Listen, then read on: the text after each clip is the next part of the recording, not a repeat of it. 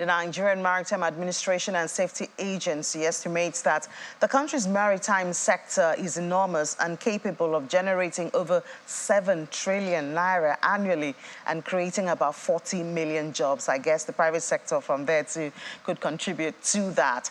Now, let's see if the new ministry that has been created can capture this, or maybe there's more where we have in the studio to talk about this and a whole lot more. Dr. Bashir Jamo, the Director General of Nigerian Maritime Administration and Safety Agency, NIMASA. Good to have you again. It's not so long. We had you some months ago, I guess. But then you didn't have a ministry. Now you have a ministry to yourself, Maritime and Blue Economy. I'm sure that gladdens your heart.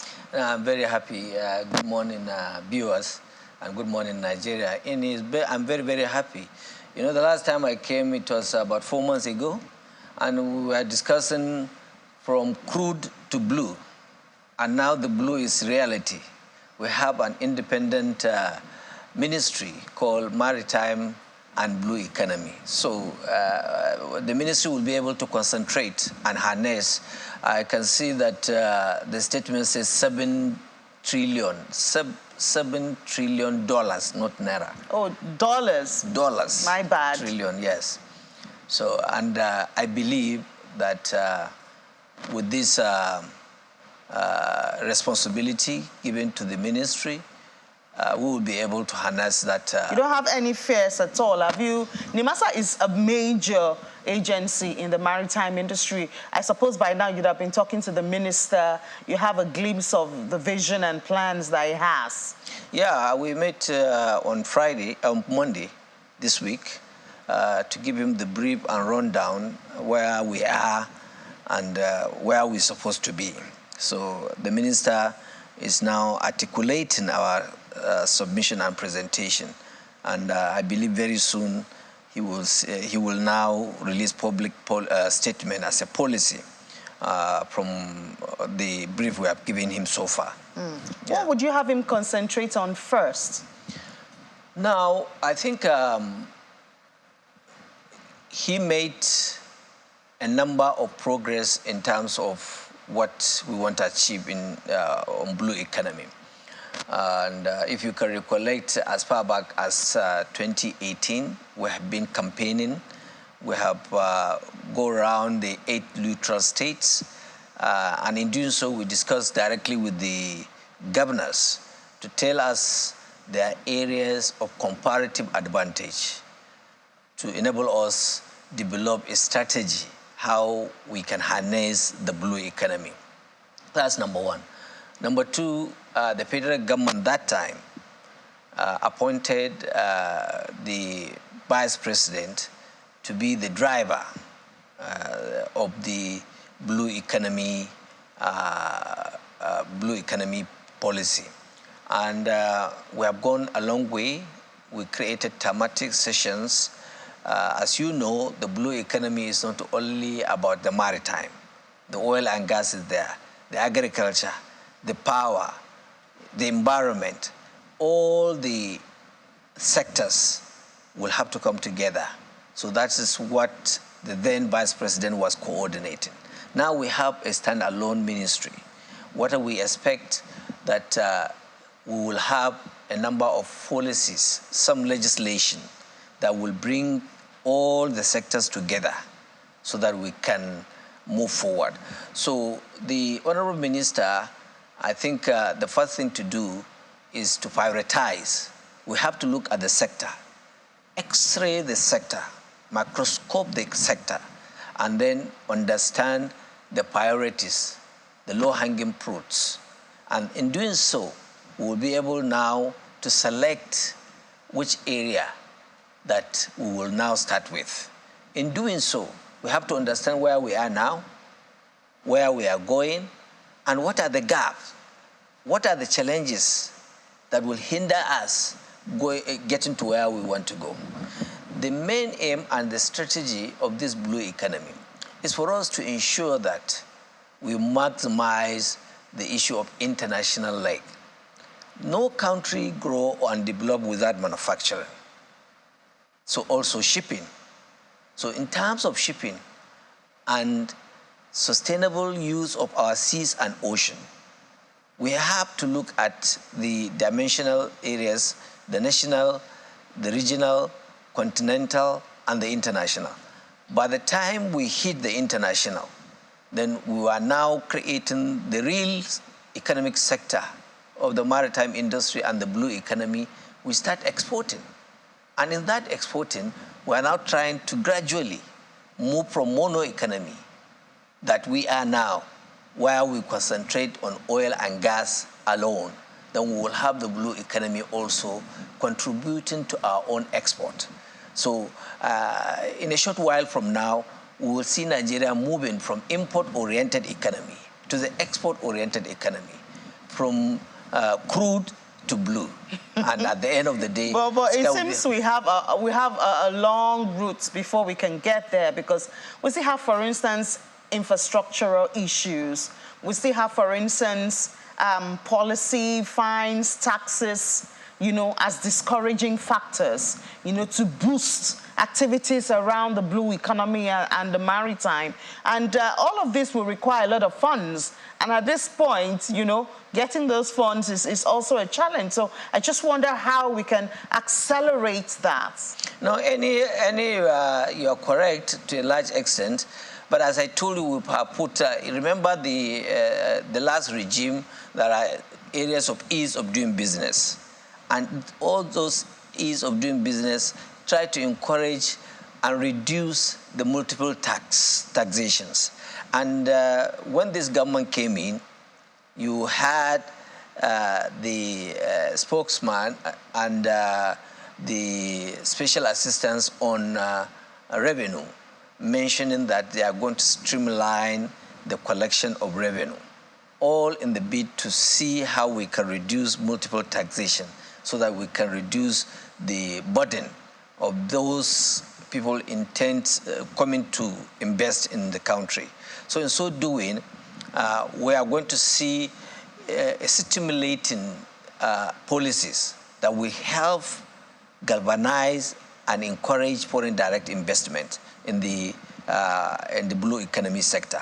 So that is number one. On the issue of infrastructure, the infrastructural issues, yes, is very germane and is very costly. But we have reached a number of successes in terms of PPP arrangement. The infrastructure will help in also improving and moving the blue economy forward. Now, all over the world now, they tend to reduce the concentrations of government investment in terms of infrastructure. So we try to see how we can get investors to come and partner with us to see what we can achieve in doing so. So when it comes to that, I usually discuss the issue of the enabling triangle. What is the enabling triangle in terms of achieving this blue economy? The angle number one, it has to do with security. We have achieved a lot within the last 2 years. Almost zero piracy attacks in our own territorial waters. So, and then we have the SPOMO Act, Suppression of Piracy and Other Maritime-Related Offences Act, which, as of today, from that act, Nigeria is number one in Africa to enact standalone act that can deal with such crimes. Then the second angle, it has to do with the infrastructures, as I said. Now, while the Nigerian Navy, they are doing their best to improve on their infrastructure to see how they can address the issue of insecurity in our own territorial waters, NIMASA developed the Deep Blue project. And this Deep Blue project helped in a great means, and we continue to sustain that particular Deep Blue project in order to ensure that we don't have any issues and we continue to sustain that tempo. So that's on the area of infrastructure.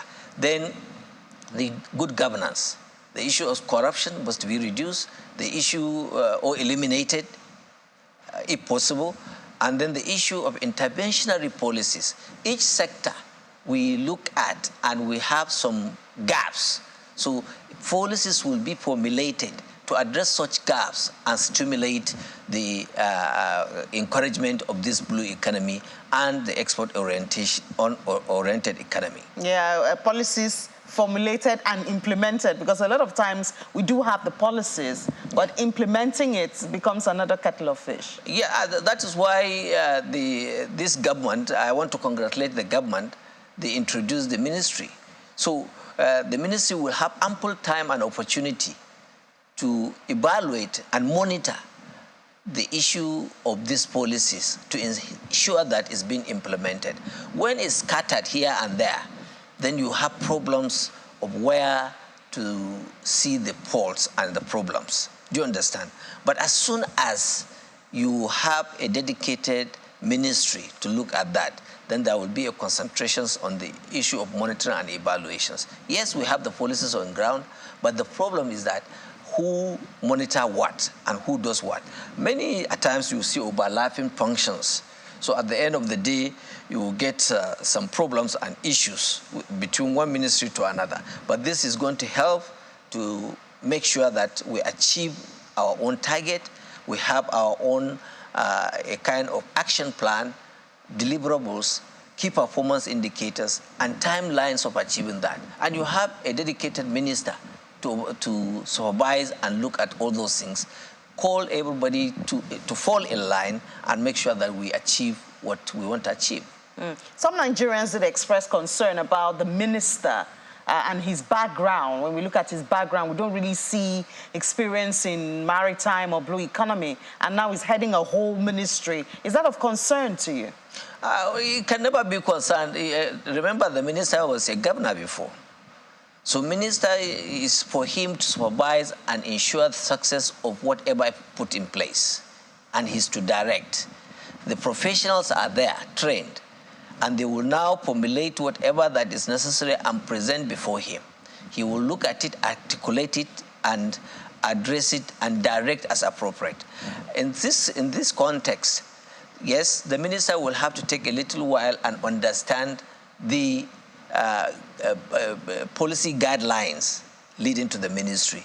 But the minister is not new in terms of the administration. If you look at the Nigeria Maritime Administration and Safety Agency Act, it says that somebody who is professional in the maritime area, or an administrator who is well known in either. So the minister is an administrator, for goodness sake, and a very gentleman, a matured person, and well versed when it comes to the areas of administering and allocating, using also resources. So the resources that we are going to have to make sure that it drives the blue economy, the minister is well grounded as a former governor of a state.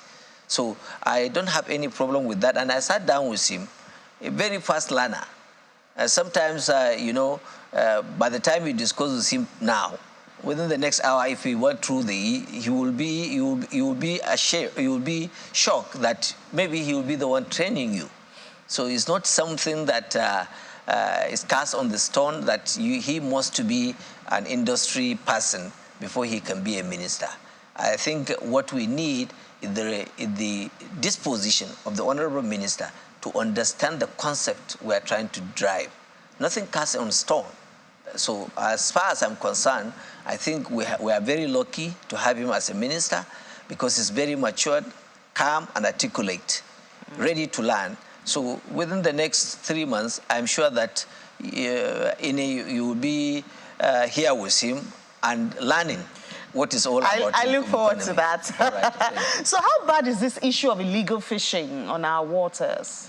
Well, it's very serious, to be honest with you. And the illegal fishing and unreported fishing is not only peculiar in Nigeria, but all in Africa. Our Gulf of Guinea and other things, we do have Chinese and other national Koreans and other things doing that. You know what causes it?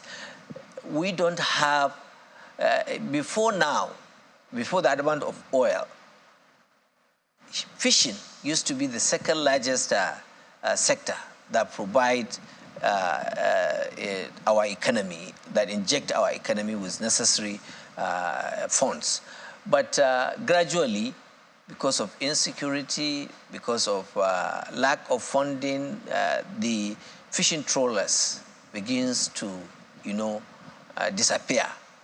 Now, if you look at what we used to have in those days, we have less than 15 to 20% still alive. So we don't have the necessary technologies, we don't have the necessary ships that can go out and do the fishing, which we can utilize it for the international exports. Even the one that we're consuming now, we used to import it. We tend to be a little bit lazy, laid back. You remember in those days also when it comes to agriculture, we are one of the top ranking countries. But because of this crude oil syndrome, we just neglect all those areas. So since we don't have the capacity to do that, these people now lashed on that particular weaknesses to come and start in doing this illegal fishing and unauthorized, unreported fishing. Now, that is another beauty of creating this ministry. The ministry will be aligned with the responsibility of having the laws that will checkmate and ensure that all those criminal activities or criminal act within our territorial waters is being checked. And then secondly, the ministry will look at how they can stimulate and encourage Nigerians to have fishing trawlers, to conduct research, and because we used to have, up to now, we have one of the best species of fishing in the world. So in so doing, the ministry will have to align with the Federal Ministry of Agriculture so that the Department of Fisheries will come under the umbrella of this blue economy and then look at how we can encourage and improve the sector.